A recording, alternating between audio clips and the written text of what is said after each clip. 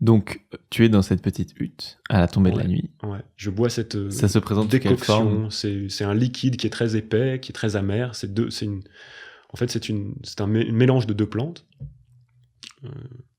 L'ayahuasca, c'est une liane, et il y a la chacruna, qui est une feuille. En général, alors parfois c'est plus, ça dépend. Certes, les peuples autochtones varient dans leur préparation, mais ce sont les deux, le croisement qu'il faut faire pour que le breuvage soit actif dans le cerveau. Donc ça vient désamorcer cette enzyme de l'estomac. C'est pour ça que c'est très indigeste, et c'est pour ça que beaucoup de gens vomissent. Ces vomissements, ils sont aussi d'une manière thérapeutique, je ne sais pas si c'est de la pensée magique, mais associés à de la purge. Et c'est vrai que quand tu te sens mal, un peu comme si tu bois de l'alcool et que tu as une intoxication à l'éthanol, tu vas dégueuler. Et quand tu vomis, après tu te sens mieux. Et parfois, quand tu as des idées très sombres, le fait de vomir va te faire te sentir mieux. Et y compris visuellement, tu vas sortir du marasme de l'enfermement. Tu peux tomber dans des puits de solitude et de visions d'insectes qui grouillent, ou de serpents, ou de mâchoires, ou de choses très désagréables. Justement, la voracité, la violence du monde, de la matière, des insectes, de ces bactéries qui sont sur toi en permanence, qui meurent et qui te dévorent. Tu as conscience de ça. Tu te vois mourir aussi. Certains peuples appellent l'ayahuasca la plante de la mort. Tu as une expérience de mort. Tu quittes ton corps, tu quittes ta vie, t'es plus là. Comment ça se déroule chronologiquement une fois que tu as ingéré ce breuvage? Le chrono, c'est plus logique. Il n'y a plus de chronologie. En fait, c'est un roller coaster. Est-ce que ça met du temps à agir? Ça dépend. Mais alors, quand j'ai bu le premier verre, le chaman, le maître de cérémonie, m'avait dit, écoute, voilà, on garde un temps en méditation, en silence, en introspection. La plante peut agir ou pas agir. Moi, je vais commencer à chanter quand ça commence à agir chez moi. On n'était pas très nombreux. Encore une fois, on était 2 couples. Moi, j'attends, je médite. J'avais une expérience de méditant, donc j'observe, respiration, battement du cœur, sensations, pensées.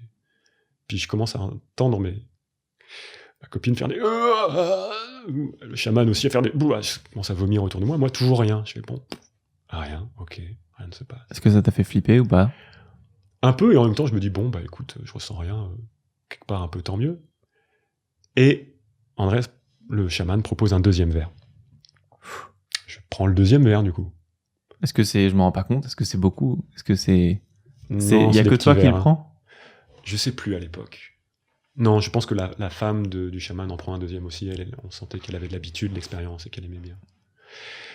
D'un coup, en moi, je ressens comme un grand éclat de rire. Souvent, les gens qui prennent cette plante, ils disent que la plante, elle te parle. La plante, elle te parle, elle te donne des conseils. Et là, la plante me dit, ah, t'as voulu voir. Welcome. Et là, un rideau qui s'ouvre.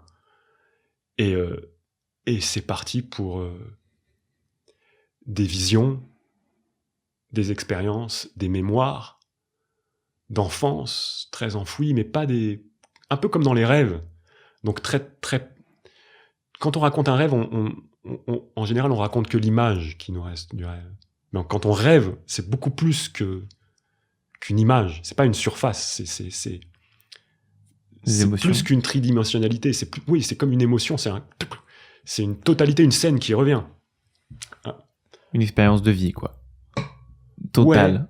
Ouais, mais vraiment... Sensorielle. Mais plus que ça. Métasensorielle. Vraiment,